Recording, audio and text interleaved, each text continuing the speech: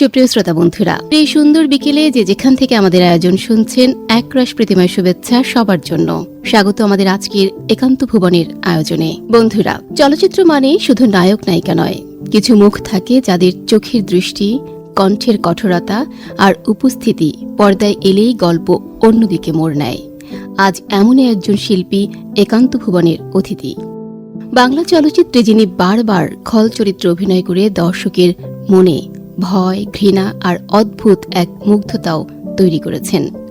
নায়িকার কোমলতা নয়, তিনি এনেছেন শক্তি, প্রতিবাদ আর দৃঢ়তার প্রতিচ্ছবি। আজ একান্ত ভুবনের আয়োজনে আমাদের সঙ্গী হয়েছেন বাংলা চলচ্চিত্রের জনপ্রিয় খলনায়িকা রিনা খান। আজ আমরা জানব তার অভিনয়, জীবনের গল্প, খল চরিত্রের আড়ালের মানুষটিকে। শুনবো তার অভিনীত ছবির কিছু গান। তবে আর দেরি কেন, চলুন শুরু করা যাক। আমরা শুধু পর্দায় আপনার উপস্থিতি দেখেছি, কিন্তু ভিতরের মানুষটা আসলে আপনি কেমন তা জানার চেষ্টা করব, যদি আপনি বলেন। আপু, আপনাকে স্বাগত আমাদের একান্ত ভুবনের আয়োজনে। কেমন আছেন? আমি ভালো আছি। আপনি কি বেতারে প্রথম আসলেন? আজকে আমি প্রথম আসলাম। কেমন লাগছে? ভালো লাগছে, এসে মুগ্ধ হয়ে গেলাম। অনেক রকম ফুল দেখলাম। আচ্ছা আচ্ছা, বাগানে বেতার চত্বরে একদমই নানা রকম ফুলে আমাদের প্রাঙ্গণটি আসলে ভরে ওঠে। আজ আমরা আপনার ব্যক্তিগত অনেক বিষয় জানার চেষ্টা করব, যে বিষয়গুলো আসলে আমাদের অজানা, কিন্তু আমরা জানতে আগ্রহী। শুরুতে একটু জানতে চাই, অভিনয় কিভাবে এলেন? আমি আসলে ছোটবেলায় খুব ডান পিটে ছিলাম, ছেলেদের মতো চলাফেরা করতাম। আমার মায়ের ছেলের খুব শখ ছিল, তো আমাকে ছোটবেলা থেকে ছেলের মতো করেই বড় করেছে। তো সেখান থেকেই আমি ওই টিফিনের টাকা জমিয়ে 2 টাকা করে আমার আব্বা আমাকে দিতেন। আমি স্কুল ছুটির পরে সেই টাকা নিয়ে ঘণ্টাব্যাপী সাইকেল ভাড়া করতাম। সেই সাইকেল ভাড়া করে আমি সাইকেল চালাতাম। তো এভাবেই আমার শৈশবটা শুরু। তারপরে সাইকেল চালাতে চালাতে একদিন আমি সাইকেল রিক্সা চালাচ্ছিলাম 10 নম্বরে মিরপুরে। তো একটা লোক এসে আমাকে বলল, এই খুকি, তুমি সাইকেল চালাতে পারো? আমি বলছি, হ্যাঁ। তুমি কি রেসলিং খেলবে? তখন তার আমি বুঝি না, তখন পড়ি মাত্র 5-6-এ। আমি তো খেলবো, কিন্তু আপনাকে তো আমি চিনি না, এটা কিভাবে খেলতে হবে। এবং বলে, চলো আমার সাথে। আমি বলছি, আমার তো বাসায় গার্জিয়ান আছে, আমার আম্মা আব্বা, তাদের অনুমতি নিতে হবে। তা আপনি এক কাজ করেন, আপনি বিকেলে আমাদের বাসায় আসেন। তখন সে স্যার বিকেলে বাসায় গেলেন এবং আম্মাকে বললেন, আপনার মেয়েটাকে দেন, আমি প্র্যাকটিস করাই। তারপরে আমি খেলাধুলায় যুক্ত হলাম 76-এ। তখন আমি গোল্ড মেডেল পেলাম ন্যাশনাল গেমে। এরপরে ওই খেলাধুলা থেকেই আবার 78-এ আমি আবার অলিম্পিক হলো, সেখানেও ফার্স্ট হলাম।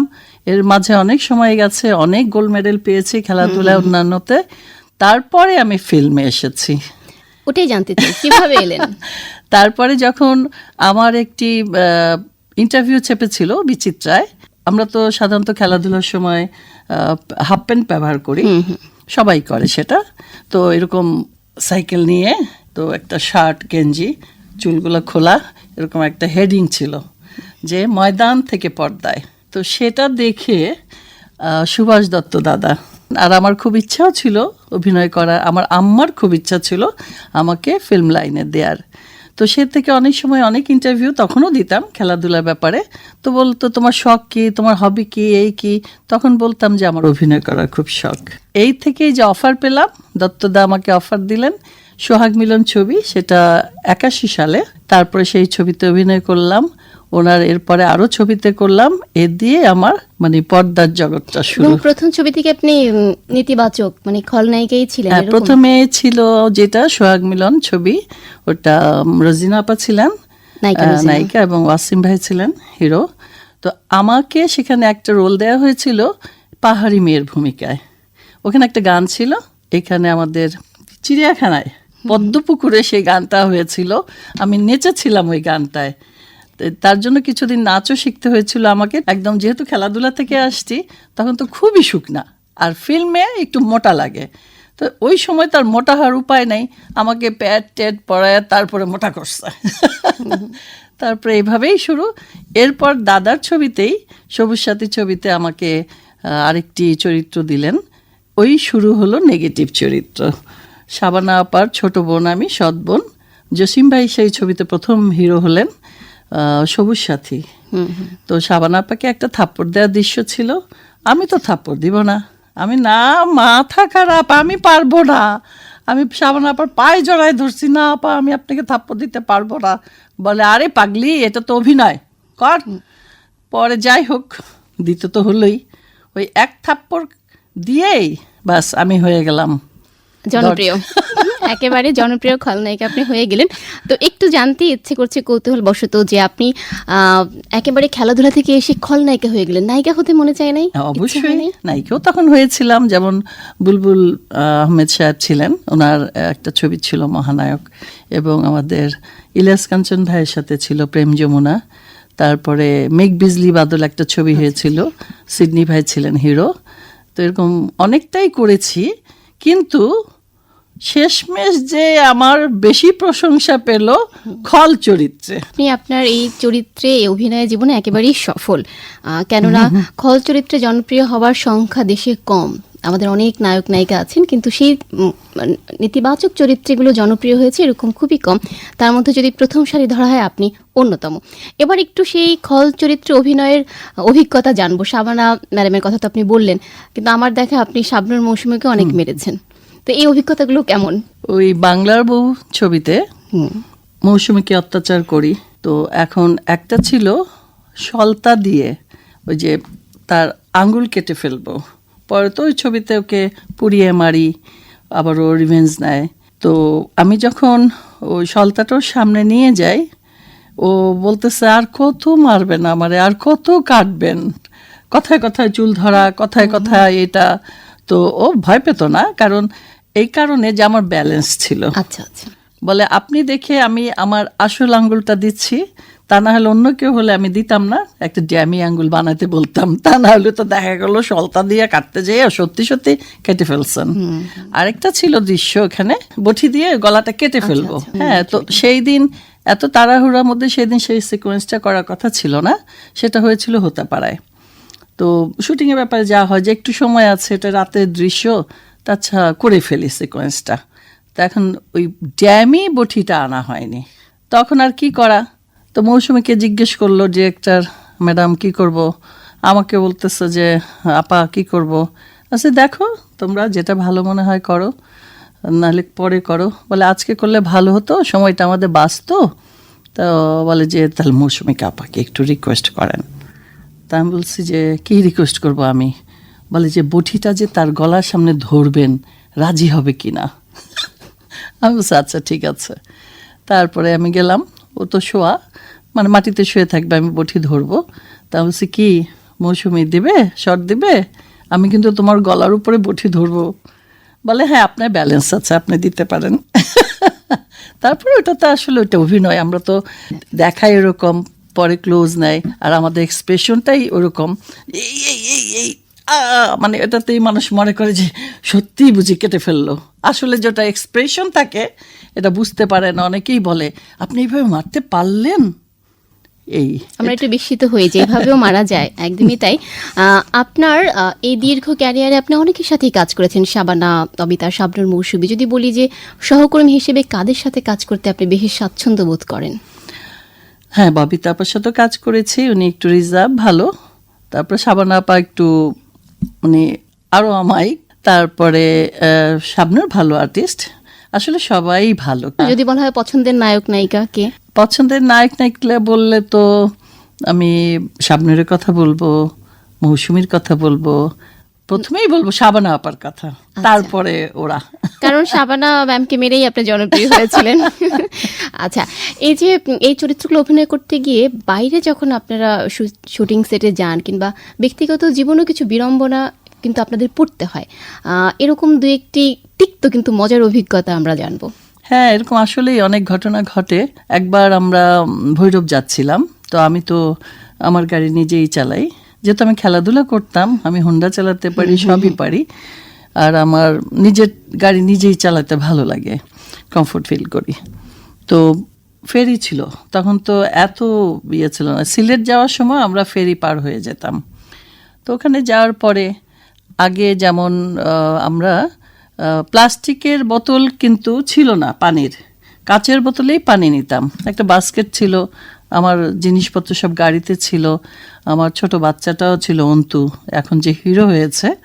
তো ও ছোট ছিল, আমার বোনও ছিল, যেহেতু যাব কয়েকদিনের জন্য, শীতের সময়, ঠান্ডা, শ্রীমঙ্গল যাব।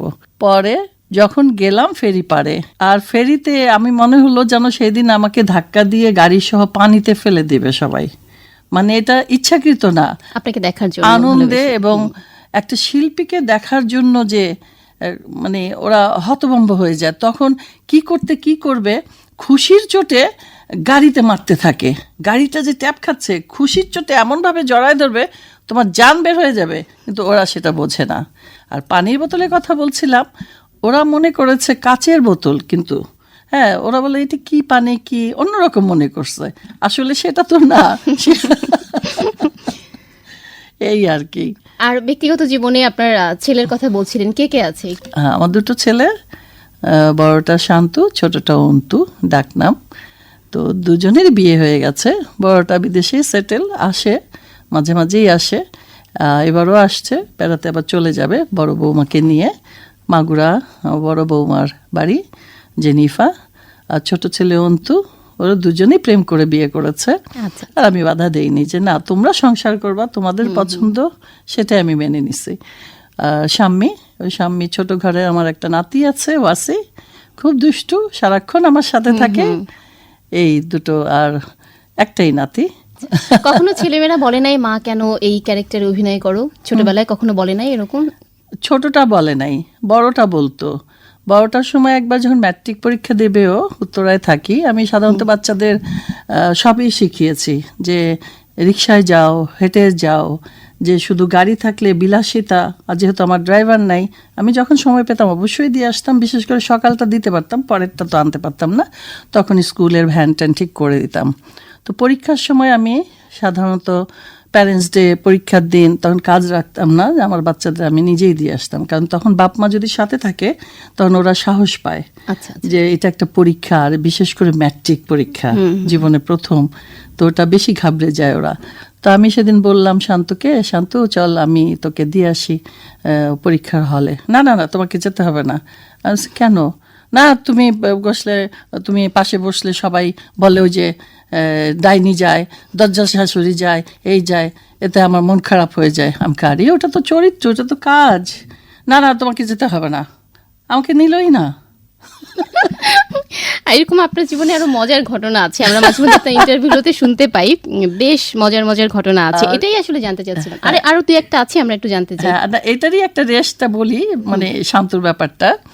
তারপরে ও তো যখন, ও ভালো স্টুডেন্ট, সফটওয়্যার ইঞ্জিনিয়ার, কম্পিউটার নিয়ে পড়াশোনা করেছে, পরে শেষে জাহাঙ্গীরনগরে ভর্তি হলো ও।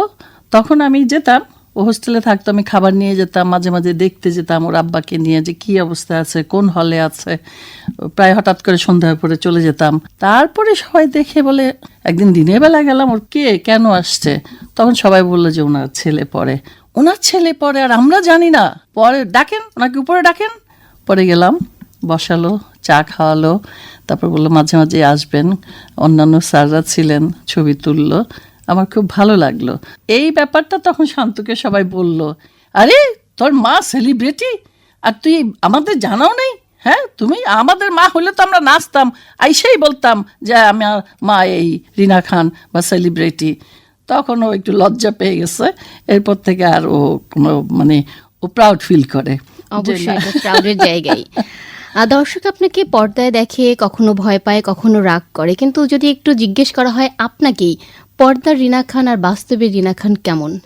অবশ্যই দু জিনিস, দুটো আলাদা। বাস্তবটা রিনা খান, সংসারটা আমার। আমি ওখানে আলতাফ হোসেন কাজলের বউ, আসিফ হোসেন শান্তুর মা, শিহাব হোসেন অন্তুর মা, আর এখন আফরাজ হোসেন ওয়াসির দাদি। তো এই জীবনটা শুধুই আমার, এই যে সংসারটাই আমার, এখানে আমারই আধিপত্য এবং আমারই সব। এখানে আমি একটি সুন্দর মা, সুন্দর বউ, সুন্দর দাদি। হ্যাঁ, খালি সুন্দর আর ভালো বললে হবে না, যখন একটু প্রয়োজন হয় যে বকার অথবা শাসন করার, সেই জায়গাটাও থাকে। আর ছবিটা হলো, ওটা আমার পেশা, নেশা থেকে পেশা হলো, এবং সেটা আমি চেষ্টা করি আমার পেশাটাকে কত দূর, কোন পর্যন্ত উপরে নিয়ে যাওয়া যায়। কারণ আমি জীবনে কোনো কিছুতে হাত দিয়ে কখনো পিছপা হইনি এবং ফেল হইনি। বাহ। সব সময় আমি ফার্স্ট হয়েছি। দৌড়ে আমি স্কুলে ফার্স্ট হতাম, তারপর যেটাই করতাম ফার্স্ট হতাম। 5 থেকে 6-এ উঠেছি, তখনও ফার্স্ট হয়েছি, এবং 3টা প্রাইজ নেয়ার পরে আমি আরেকটা প্রাইজ পেতাম। যেমন খুশি তেমন সাজো, তাতেও আমি মানে প্রাইজ পেতাম। একবার সাংবাদিক হয়েছিলাম। সেটাই বলি, আমি যখন যেই কাজটা করি মনোযোগ দিয়ে করি, এবং আমি চাই যে আমার চেয়ে উপরে যেন এটা কেউ না যেতে পারে, আমি সবচেয়ে ভালো করব। এই আশা নিয়েই কাজ করি। আমার মনে হয় এই মনোবলটাই আমার কাজে দিয়েছে। এখন দর্শকই বলবে বা তোমরাই বলবা যে আমি কোনটায় কি, পর্দায় কি আর বাস্তবে কি। একদমই তাই, সেটাই আসলে জানতে চাচ্ছিলাম, এবং আমাদের শ্রোতা বন্ধুরাও বুঝে গেছে যে পর্দা হচ্ছে আপনার কাজ, আর বাস্তবে আপনি একজন অসাধারণ ব্যক্তিত্ব। এবং আপনি যে কথাগুলো বললেন এগুলো কিন্তু অনুপ্রেরণাদায়ী কথা। আমরা যারা শ্রোতা বন্ধুরা শুনছে তারাও কিন্তু অনুপ্রেরণা নিল যে যে কাজটাই আমরা করব সেটা যাই হোক না কেন সেটা অবশ্যই পজিটিভ কাজ হবে এবং অবশ্যই ভালো কাজ হবে। এবং ওই যে চমৎকার একটি কথা কিন্তু আপনি বলেছেন যে আমি যেটাই করব আমার উপরে যেন কেউ না থাকে, এই মনোস্পৃহা নিয়ে আসলে আমাদের কাজ করা উচিত। আপু, একটু অন্য প্রসঙ্গে আসি এবার, যে আপনি খল চরিত্রে অভিনয় করেছেন, আপনার অনেক সহকর্মীও এরকম ছিল যারা খল চরিত্রে, বিশেষ করে ভিলেন যারা ছেলে ভিলেনের কথাই বলবো। নারী হিসেবে কখনো কি কোনো প্রতিবন্ধকতার শিকার হয়েছেন যে ওই ছেলে ভিলেনকে একটু বেশি সুযোগ দেওয়া হচ্ছে, আপনাকে একটু কম প্রায়োরিটি দেওয়া হচ্ছে, এরকম কোনো প্রতিবন্ধকতা? হ্যাঁ, অবশ্যই অবশ্যই আছে। এরকম অনেক এমন চরিত্র ছিল, মানে আমার চরিত্রটাই, আমার ডায়লগটা আমি বলতে গেছি, তখন পাশ থেকে প্রথম তো হয়তো বলতে পারতাম না, অত সাহসও ছিল না যে ওর এই ডায়লগটা একটু বদলে দাও, আলাদা। তো এটা শুধু ছেলেদের বেলা না, মেয়েরাও, নায়িকারাও করেছে। ছেলেরাও আমাকে হিংসা করে। তো আপনার থেকে যারা কম সফল তারা হিংসা করবে, এবং এটি হিংসা না করলে তো আপনি সফলই না। হ্যাঁ, করে বিধায় আপনি বুঝতে পারছেন যে আপনি আপনার কাজের ক্ষেত্রে শতভাগ সফল। এবার একটু ব্যক্তিগত জায়গায় যাব, এখন কি করা হচ্ছে কাজের বাইরে? এখন তো ছবি কম হচ্ছে, যেহেতু হল নেই, আমাদের ভালো ভালো ডিরেক্টর নেই, গল্প নেই, আর্টিস্ট নেই, যাদের সাথে কাজ করতাম তার তো কেউই নেই। তো যাই হোক, এই জন্য হয়তো সেভাবে হচ্ছে না। আর হল নাই বিধায় আমাদের ছবিও কম হচ্ছে, আর যেগুলো হচ্ছে সেগুলোর মধ্যে হয়তো আমাদের ক্যারেক্টার নেই, সেরকম চরিত্র তৈরি করছে না, গল্পের প্যাটার্ন চেঞ্জ হয়ে গেছে। এখন ডিজিটাল যুগ, এখন মানুষ হাতে হাতে, অত সময় নাই হলে যাব দেখব, হাতে হাতে সব দেখে, ইউটিউব দেখে, এটা ভালো লাগে না, এটা চেঞ্জ করে, ফেসবুক রিলস, ফাস্ট হয়ে গেছে জীবনটা, অনেক সময় নেই কারো হাতে। এই জন্য ছবি সেরকম করা হচ্ছে না। যেটুকু করা হচ্ছে আমাকে নিলে আমি করি। আর ইউটিউব চ্যানেল আছে আমার একটি, রিনা খান মিডিয়া, ওটা নিজের কাজ নিজে করি, বানাই, মাসে 2টো নাটক ছাড়ি, আর অন্যান্য সবার কাজ করি। তো এতে করে আমার সময় কেটেই যায়, আমি ব্যস্তই থাকি। আর অবসর সময়ে যদি অবসর কিছুটা যেটা থাকে, আমার বাবু আছে, ওয়াসি বাবু, দাদা চলো দিয়াবাড়ি যাই, দাদা ঘুরতে যাই, ও আমার সাথে ঘুরতে যায়। বিশেষ করে এখন শুধু দিয়াবাড়িটাই চিনে, 4 বছর বয়স তো, দিয়াবাড়ি চিনে, আর গাড়িতে ঘুরবে, গান শুনবে, পিজা খাবে, এই আর কি। আমি গাছে পানি দিলে আমার সাথে পিছু পিছু পিছু করে যায়।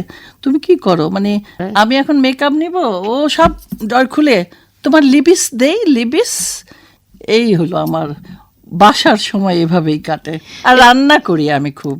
তাহলে তো প্রশ্ন এসেই যায়, মানে খাবার কোনটা পছন্দ, কি খেতে পছন্দ করেন? আমার আসলে এমনি খেতে পোলাও পছন্দ, শুটকি মাছও পছন্দ, মাছের মধ্যে চিংড়ি মাছ, ইলিশ মাছ, এই। আর খাবার নিয়ে কোনো বাছ বিচার নেই। যাই হোক, এবার একটু কাজের প্রসঙ্গে আসবো। দীর্ঘ ক্যারিয়ারে অনেক পরিচালকের সাথে কাজ করেছেন, যদি বলা হয় যে পছন্দের পরিচালক কে এবং কোন ছবির মাধ্যমে আপনি রিনা খান হিসেবে সবার মাঝে পরিচিত হয়েছেন? আমাদের নারায়ণ ঘোষমিতা ছিলেন, উনি খুব ঠান্ডা মাথার ডিরেক্টর ছিলেন। সুভাষ দত্ত দাদাও সেরকম, তো দাদাও খুব ঠান্ডা মাথার। আচ্ছা। তো দাদা আমাকে উচ্চারণ শিখিয়েছে, কিভাবে জিহ্বার সাথে ভিতর থেকে বাইরের থেকে, এগুলো আমরা একটা শিক্ষার মাধ্যমে আসছি। তো এই, আর পরিচালকদের অনেকে, সোহান ভাই ছিলেন, তবে সোহান ভাই একটু মানে রাগী ছিলেন, একটা শট কোনোদিন নিত না, 7 বার নিত। আচ্ছা। মানে আমাদের মতো আর্টিস্টে 1বার কি 2বার হয়ে যায় টেক, আর উনি 7 বার নিত। মানে এটা এক একজনের এক একটা ধারা, উনি একবারে সন্তুষ্ট হতেন না, আচ্ছা। উনি একটু বেশি টেকে সন্তুষ্ট হতেন। তো এরকম আরো আছে, অনেক ডিরেক্টর আছে আপনার আমাদের। জীবনের টার্নিং পয়েন্ট আসলে কোন ছবিটা ছিল, আমার যেটার পরে আপনাকে আর পেছনে ফিরে তাকাতে হয়নি, সবাই অফার করেছে খলনায়িকার জন্য? এটা ছিল মান সম্মান। কি ছিল ছবিতে আপনার সাথে? ওটা শাবানা আপা ছিলেন, আলমগীর ভাই ছিলেন। তো আমি ওই আলমগীর ভাইকে অফিসে যে খাবার খাওয়াই দেই, ওদিকে শাবানা আপা দেখে যে খাওয়াচ্ছে, এইসব আর কি। শাবানা ম্যাডামের সাথে আপনার বেশি ছবি করা জি, হয়েছে। আর ওই ছবিটা ছিল এসএস প্রোডাকশনের, শাবানা আপা প্রোডাকশনেরই ছিল। যাই হোক, ওনাদের সাথে অনেক কাজ করেছি। ওগুলাই টার্নিং পয়েন্ট আসলে, সবুজ সাথী, মান সম্মান। আর শেষের দিকে এসে তো শাশুড়ির দিকে বললে তো তখন দরজাল শাশুড়ি, বাংলার বউ, বউ শাশুড়ির যুদ্ধ, সংসারের সুখ দুঃখ, এগুলাই আসে। এই মুহূর্তে একটি প্রশ্ন আসে, আসলে আমি করতে চাই যে এই প্রজন্মের যারা চলচ্চিত্রে আসতে চায় কিংবা আপনাকে আদর্শ অনুসরণ করে কেউ যদি খলনায়িকাই হতে চায়, তাদের জন্য আপনার কি পরামর্শ থাকবে? আসলে আমি শুনলাম যে আমি নাকি আদর্শ হয়েই গেছি। অবশ্যই।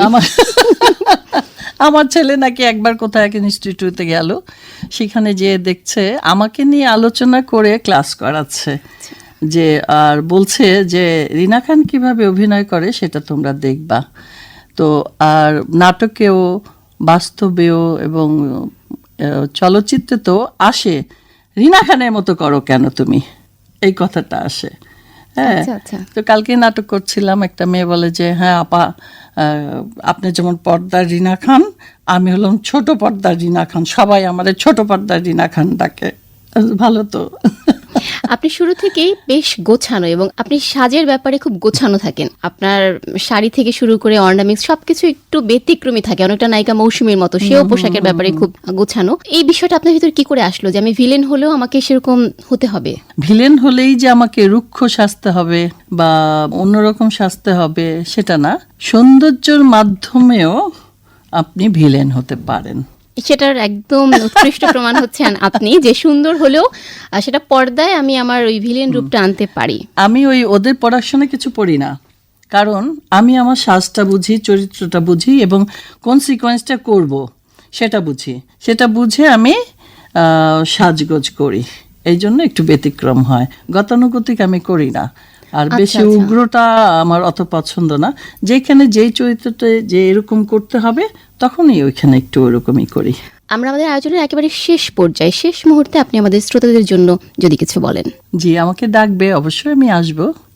বাংলাদেশ বেতার সকল শ্রোতাদের আমার পক্ষ থেকে রইল ভালোবাসা, অভিনন্দন। আপনারা যারা আছেন দর্শক, তারা বেতার শুনবেন, আমাদেরকে ভালোবাসবেন, আমরাও আপনাদেরকে ভালোবাসবো। বাহ, চমৎকার। আপনাকে অসংখ্য ধন্যবাদ এবং কৃতজ্ঞতা আমাদেরকে সময় দেওয়ার জন্য। প্রিয় বন্ধুরা, আজকের এই একান্ত ভুবনে আমরা চেষ্টা করেছি একজন শক্তিশালী খলনায়িকার আড়ালের মানুষটিকে একটু কাছ থেকে জানতে। শুধু একজন খল চরিত্রের অভিনেত্রী নন, তিনি বাংলা চলচ্চিত্রের এমন এক অধ্যায় যেখানে নারীর শক্ত অবস্থান স্পষ্টভাবে ফুটে ওঠে। আপনাদের সবাইকে অসংখ্য ধন্যবাদ বন্ধুরা আমাদের সঙ্গে থাকার জন্য। সবাই ভালো থাকবেন, সুস্থ থাকবেন। বাণিজ্যিক কার্যক্রম